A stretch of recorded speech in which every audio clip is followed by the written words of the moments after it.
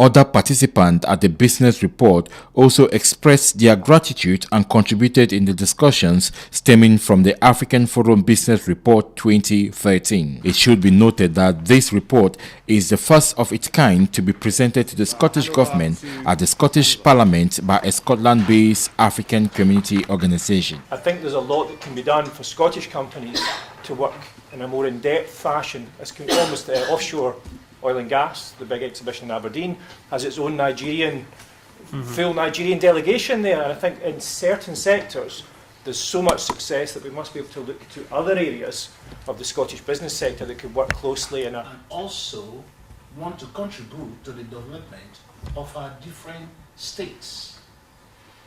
So this has provided a room for us to interact, show interest in what we can do for our people, and also show interest with what we can do for the state where we live. After the meeting, I caught up with the Scottish Government Minister for External Affairs and International Development. I mean, this African Forum Scotland Business Report, it presents a very significant opportunity for the Scottish Government to engage with Africa.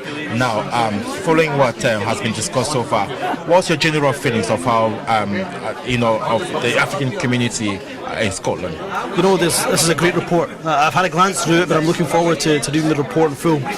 You know, the African diaspora and diasporas of different communities have so much to teach us. You know, I'm not an expert in Africa, the government's not an expert in Africa, but what we can do is use the expertise, the skills, the knowledge of the African diasporas. And look, we have so many misperceptions and misconceptions about the African continent.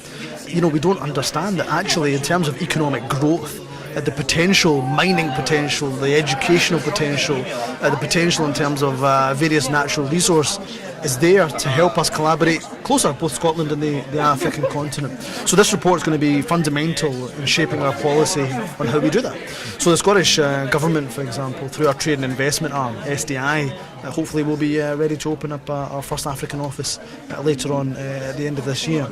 So we want to start exploring that, but it can only be done effectively if the African diaspora is involved. And the African diaspora, particularly in Scotland, you must have seen, over the years, it's actually grown. So, what do you think is the future for Scotland in terms of multiculturalism, diversity? You know, I think it's a great point. When I was growing up, I was born in Glasgow, and I hardly ever saw people from the African community, hardly ever growing up. And now, thank God, we have much more of a diversity in Glasgow from different communities all across the African continent, because they add so much to it. I mean, they work so hard, they add through their educational experience, but actually they add even through their cuisine. So there's so much that the African diaspora brings to Scotland.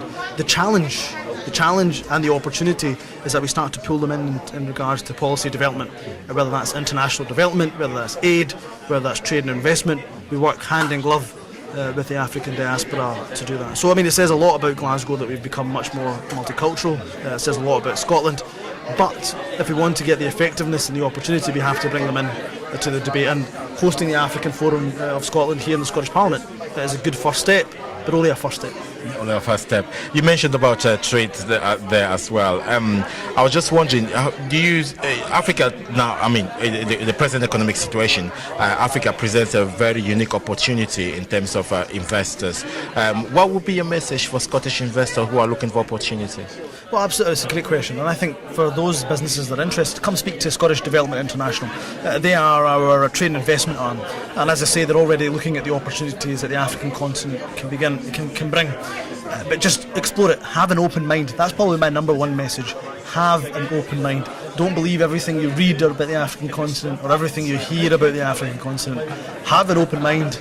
Come talk to Scottish Development International.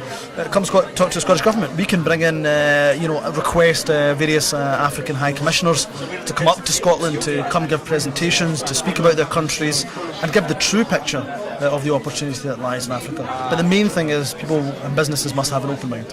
Thank you very much, Minister. It's a pleasure.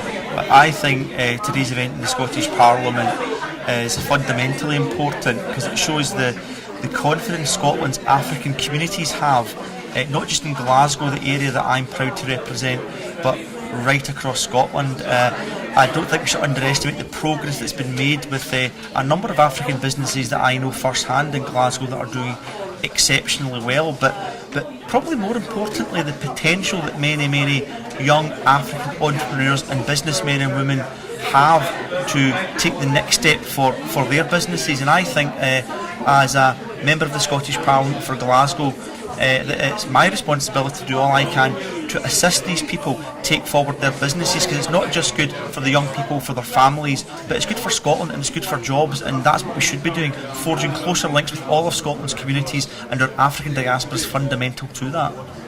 There's been talk also of how Scotland can connect with Africa. Africa, in the present economic situation in the world, presents a unique opportunity of investors. What would be your message for Scottish investors who will be looking for opportunities in Africa? Well, I think my message for Scottish investors looking for opportunities in Africa is open for business. They are looking for businesses with skills and talent and know-how to invest. Scotland is best placed in a range of sectors to do that. Go there, see for yourself, make the connections, and let's do business. My initial feeling from today is that we now have something really tangible that we can work on, and some really key areas to work in partnership with, and quality being at the centre of all of these things. I see Quality Scotland playing a key part in helping deliver a lot of your ambitions and aspirations. And I think what the report does today is clearly lay out a lot of your aspirations. And picking up on some of the areas where they're talking about, going out and really making these things happen, being aggressive. You can be aggressive in quite a quality manner, and I think that's where we can help in that, and really make step changes for what you're looking to achieve. This is also an indication or an indicator of how the African community, how far the African community has engaged with processes, involved with organizations as yours. What would be your kind of perhaps one observation of what the African community has to do again, perhaps through African Forum Scotland, to further its interests? I think the one key thing is perception. However, in terms of that being an issue for the African Forum in Scotland to tackle, I think that is the same problem that any business has, whether it's the perception of their customers or of their suppliers. Perception is reality, and everyone has to tackle perception to succeed. So African Forum in that regard is no different. What it does do is acknowledge perception as an issue, and there are so many businesses and people in Scotland who will have tackled perception to get the message to the customer that they mean business. And I think you can use that experience to really drive us forward. It's very important for Africans to be seen doing something, especially coming here in Parliament, okay? It's also to engage with other diasporas. Among the several discussions that took place inside the chambers here at the Scottish Parliament on the day where African Forum Scotland launched its business report, one of the most remarkable things that was being mentioned this afternoon was by the host MSP, Bob Doris, who is the MSP of the Scotland's biggest city, Glasgow, and he talked about how enthused he is about the African community, and of course he's seen over the years, has seen how the African community has grown here in Scotland. I'm George Starr for RKTV.